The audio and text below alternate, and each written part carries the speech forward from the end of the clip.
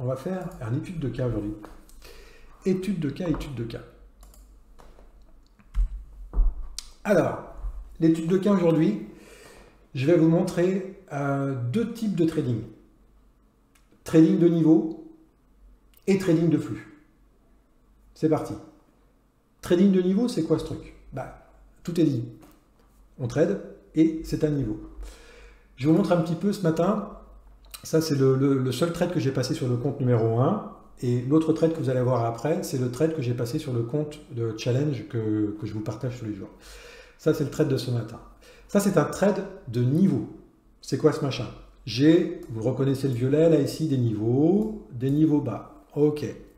Ensuite, le marché, je ne sais pas quelle heure il était, 5h45, je n'étais pas encore dans mes écrans, mais j'ai vu qu'il avait fait un haut ici. D'accord? Je me positionne par rapport au RSI. Là, je n'étais pas devant mes écrans aussi, j'ai vu qu'il avait fait un nouveau haut. Regardez le RSI. Déjà, il y a un truc qui merdoit, il y a une connerie dans le tuyau. Quand vous avez une connerie dans le tuyau, vous soufflez dedans, la connerie elle sort au bout. Plus sérieusement, là on voit qu'il y a quelque chose qui ne va pas, ça tourne pas rond. Ok, et là je devais être devant mes écrans, et là ce qui m'a bien plu, donc c'est un graphe en 2 minutes, c'est pour concentrer un peu les datas. Ce qui m'a bien plu, c'est que là j'avais tracé mon niveau intermédiaire en 2 minutes, alors je devais être en 1 minute, je ne sais plus, peu importe, c'est pas là l'essentiel. Là vous voyez le travail de mèche, ok.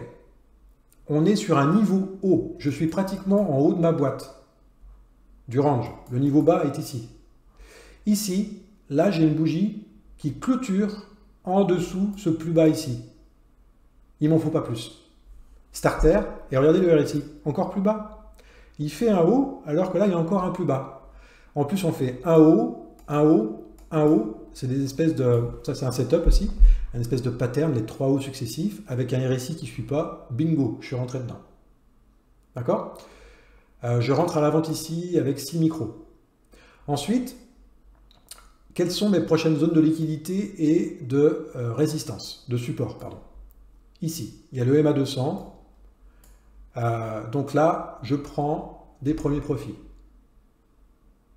Mais je conserve ma position. Je la conserve parce que regardez ce qui s'est passé entre-temps.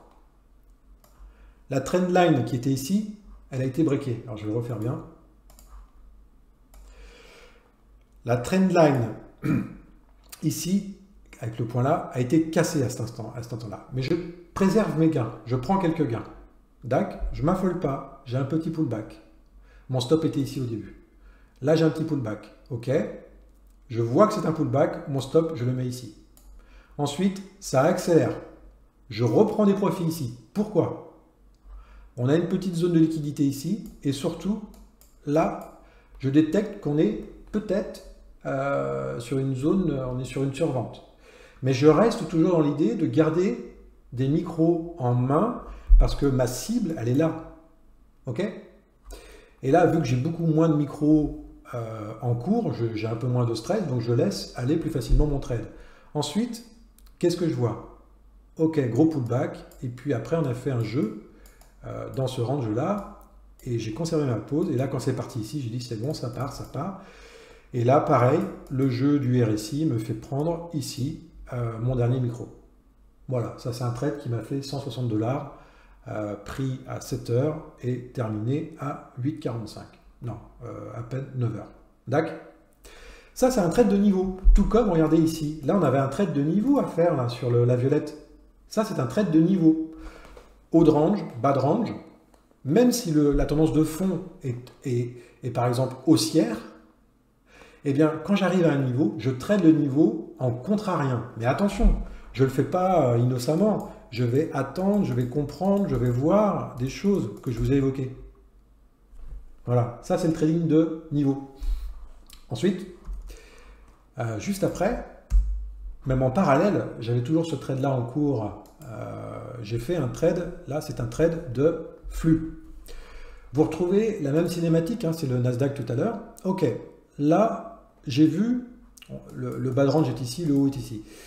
Là, j'ai vu qu'on avait accéléré et qu'on était en train de stabiliser. On est en train de stabiliser, mais pas, on n'avait pas touché le TP du 30 minutes. Pour moi, ça, c'était la zone de liquidité à surveiller ce matin. Vous voyez, en plus, le rebond qu'il y a eu après, je ne l'invente pas, hein, je ne suis pas madame... bref. Et donc, là, j'ai raisonné comme suit. Le RSI, là, dans un trend de flux, ne m'intéresse plus. Le RSI va m'intéresser sur les grands niveaux extrêmes. Par contre, dans un trading de flux, le RSI, il est souvent en milieu de nulle part, il n'est pas très clair pour moi. En tout cas, sur cette unité de temps-là, sur le 2 minutes dans l'exemple.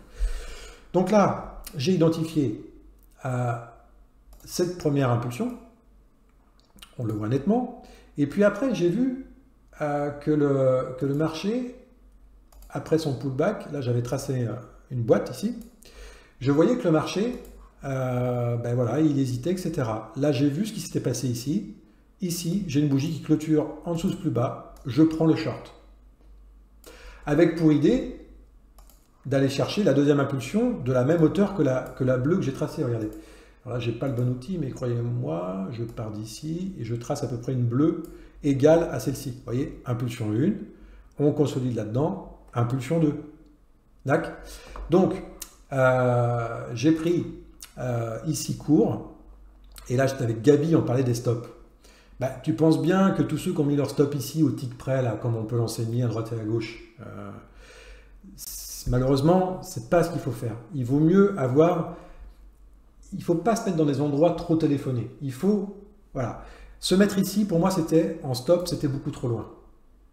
Se mettre...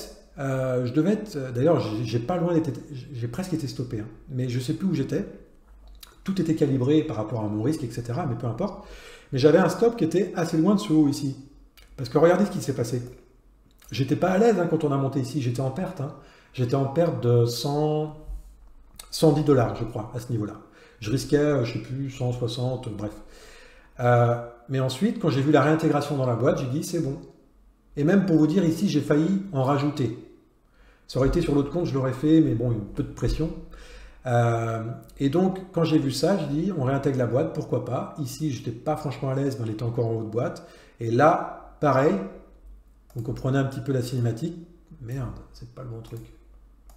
Ici, il y avait une... Ben, décidément.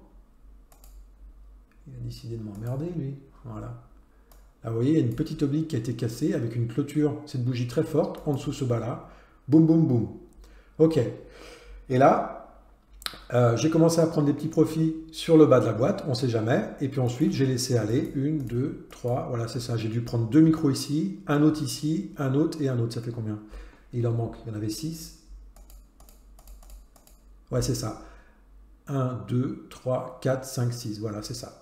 Alors oui, j'ai pas attendu ma TP, c'est vrai. Mais d'un autre côté, on arrivait sur le niveau. Et pour la même raison que j'ai sorti mon trade de niveau, rappelez-vous, à peu près, je l'ai sorti par ici, mon trade de niveau. C'est pour la même raison. C'est parce qu'on était un peu en survente et puis on n'était pas loin de ce bas. Tout comme en haut, vous avez vu, on a calé, avant d'aller chercher la violette, on a calé avant. Hein. Ok.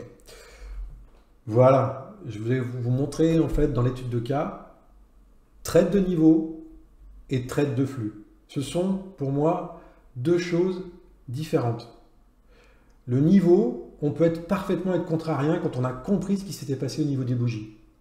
Le trade de flux, il ne faut pas se poser de questions. Où est l'impulsion la plus prépondérante par rapport aux autres? Elle est